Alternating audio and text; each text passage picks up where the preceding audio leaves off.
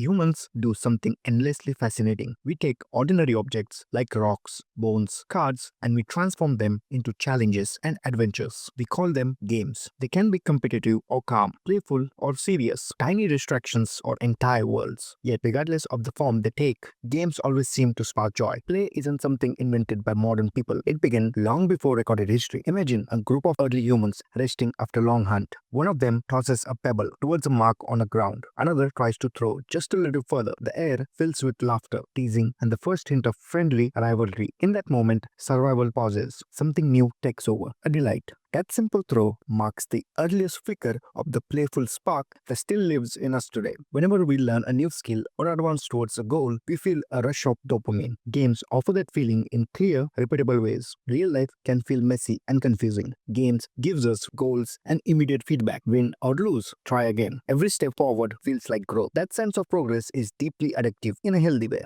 Travel thousands of years into past to the sands of ancient Egypt. Archaeologists carefully open a royal tomb and discover a beautiful board game called Senet. Egyptians believed this wasn't just entertainment. The movement of its pieces represented a soul navigating the treacherous path into the afterlife. Winning the game wasn't only about strategy, it was about spiritual success, about reaching the better place beyond this world. Games began taking on meaning far greater than the object they used.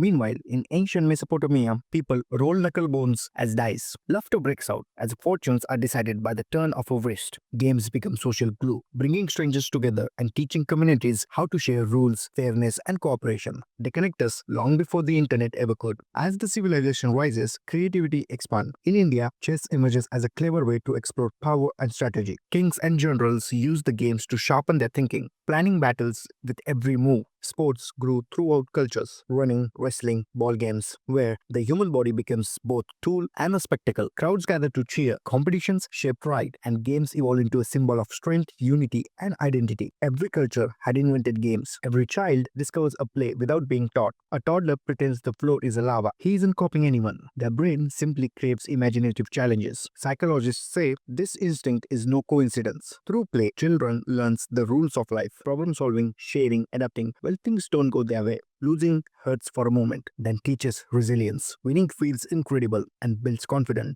Games are training for unpredictable reality of being a human. Now leap forward into an era of electricity. Screens glow, technology hums. The birth of video game changes everything. In the early days, it starts simple. Two white pedals bounce a square pixel back and forth on the screen. Pong seems tiny now, but in its time, it was a doorway into a new type of world. Arcades filled with flashing lights and eager players. Skills and technology join the hands for the first time. Then comes the explosion. Within decades, the game expanded into sprawling virtual universes. Players become heroes, explorers, strategists, or even creators of new world. They do things they could never imagine in their daily lives. Fly, cast a spell, build cities, or save civilization. The best part, the danger is safe. Make the wrong move and you simply respawn. Fall off a cliff and you try again. Losing becomes a challenge instead of consequence. That freedom to learn without fear is powerful. Scientists take a closer look at gamers and discover impressive benefits. Gamers react faster, focus longer, solve problems under pressure, and work better in teams. Games boost creativity, improves memory, and even help people relieve stress. They give people control, purpose, and joy. During time when real life feels anything but simple. Technology keeps evolving. Virtual reality puts us inside digital dreams, letting us look around and move naturally within imaginary spaces. Modern games tell stories with emotional depth. They invite players to shape the narrative, to influence the world with every choice they make. They push imagination to new heights and unlock identities we never knew we needed to explore. So, why do games spark so much joy? Because it keeps us alive. A brain that loves to explore, to learn, and to connect is the brain built for survival in a constantly changing world. The more we play, the more we adapt. The more we adapt, the better we thrive. From ancient stone scattered in the dirt to vast digital universes filled with millions of players, games have followed us in every step of human journey. They sharpen our instinct, strengthen our friendship, and fill our lives with stories worth telling. Whenever you pick up a controller, shuffle a deck of cards, roll a dice, or sprint across a field chasing a ball, you are keeping an ancient tradition alive. A tradition that reminds us to think, to grow, and most importantly, to feel joy. We play because life needs excitement. We play because joy matters. And that playful spark in human brain is still alive, still glowing, and still pressing start.